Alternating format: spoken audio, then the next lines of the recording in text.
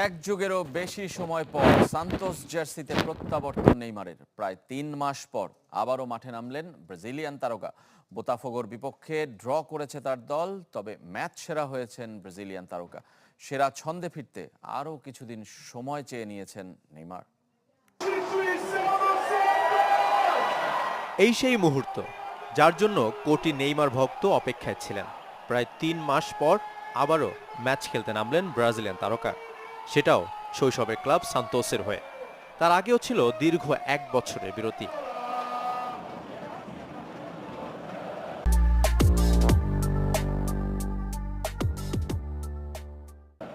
বোতাফোগের বিপক্ষে ম্যাচের দ্বিতীয়ার্ধের পুরোটা খেলেছেন বদলি হিসেবে।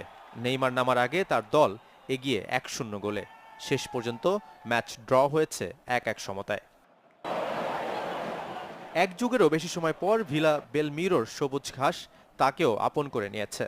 মাত্র ১৬,০০০ আসনের স্টেডিয়াম ছিল কানায় কানায় পূর্ণ। ৩৩তম জন্মদিনটা রাঙিয়ে রাখলেন প্রত্যাবর্তন দিয়ে।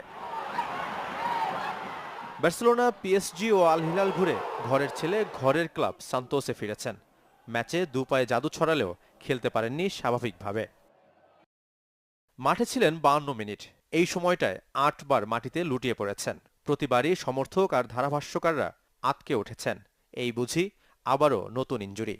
ম্যাচ শেষে নেইমার জানিয়েছেন আরও কিছুটা সময় লাগবে পুরোপুরি ফিট হয়ে উঠতে। আমার আরও কিছু সময় ও ম্যাচ প্রয়োজন। নিজেকে এখনও শতভাগ ফিরে পাইনি, তাই বল নিয়ে বেশি কিছু করার চেষ্টাও করিনি। আশা করি ৩-৪ ম্যাচের মধ্যে আরও ভালো অনুভব করব।